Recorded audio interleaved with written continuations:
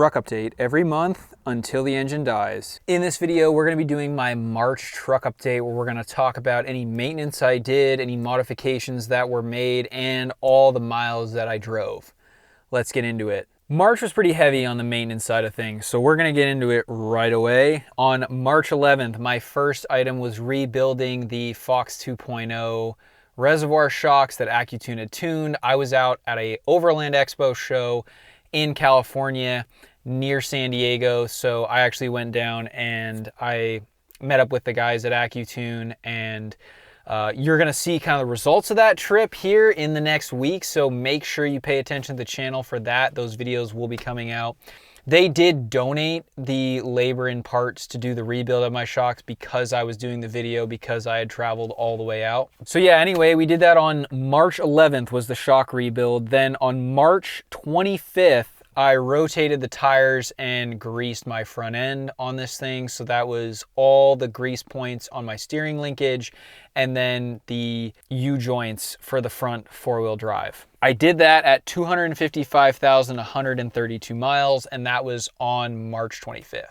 Then on March 26th, I took the truck to a local shop and they replaced my pinion seal and then did a caliper slide service. And so, as a few of you know, the pinion seal on the truck was leaking, started leaking around 252,000 miles.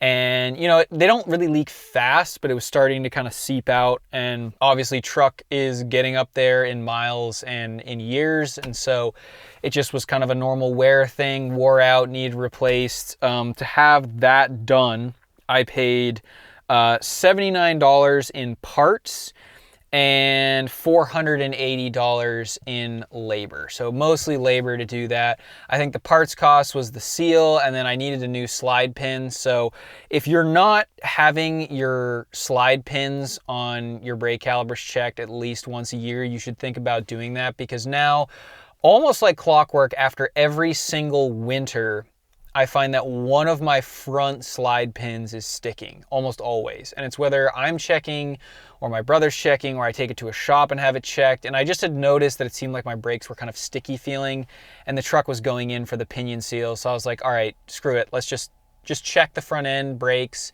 You know, A-Rod did my rear calipers and pads and rotors when I visited him in December. So I was like, it's definitely the fronts, check those out. And it was. One of them was totally stuck. So, especially with fuel being expensive, don't neglect your brakes. As simple as it is, just making sure your slide pins are greased, it will save you money on fuel, because the more you drag your brakes, the more your truck's gonna try to stop, and the harder it's gonna have to push against itself. And then the last bit of service I did was then the day after. So I had a really good 3-day in a row stretch, but on March 27th, I changed the oil and the filter. So we drained that bit of AMSOIL out that some of you have probably seen in the video I did with Lake. I'll link to right up here. I changed the oil and the filter. I'm still running the Motorcraft oil filter that's spec'd for these trucks.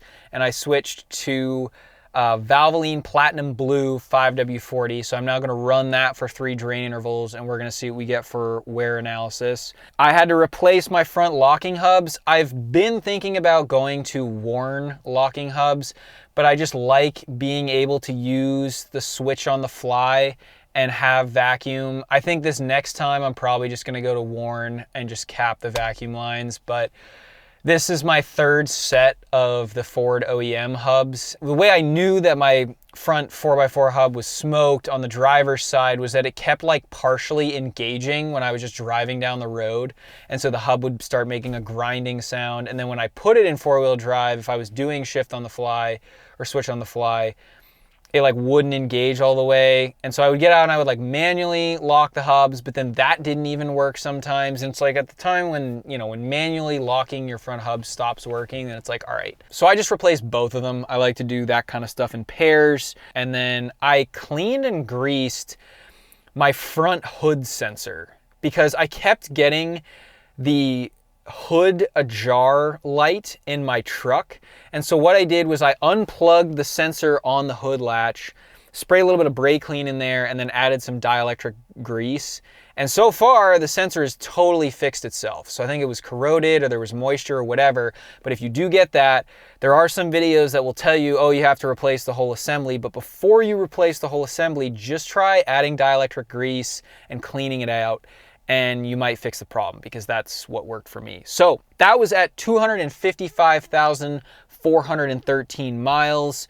I didn't have any cost in labor, but with the parts, specifically those hubs and all the oil, it was $645.26 in parts. So that hurt a little bit. So all in all, we had, for total cost to maintain the truck this month, didn't have to cover the rebuild of the shocks, $559 to get the pinion seal and the brake caliper fixed, and then $645.26 to do everything else. So it was expensive.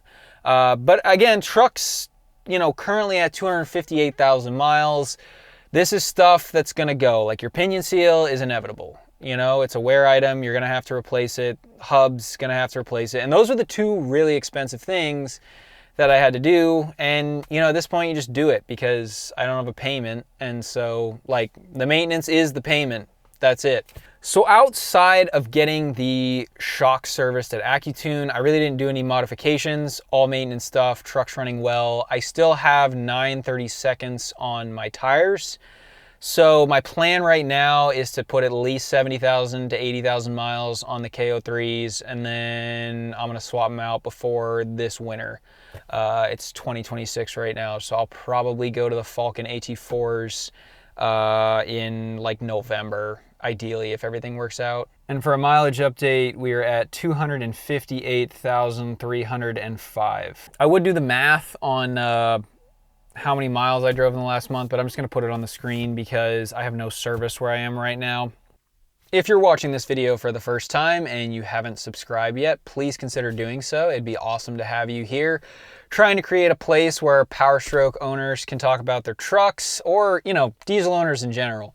Cummins, Duramax guys, you're welcome here too. Just want people to get lots of longevity out of their trucks. They're really expensive, and it seems like every year the quality just goes down. So old trucks, much good. Want to keep your truck on the road for you. Want to keep my truck on the road for me as long as possible. So that is the goal with this channel. Thank you again for being here. I appreciate you, and we'll see you next time here on Powerstroke Maintenance.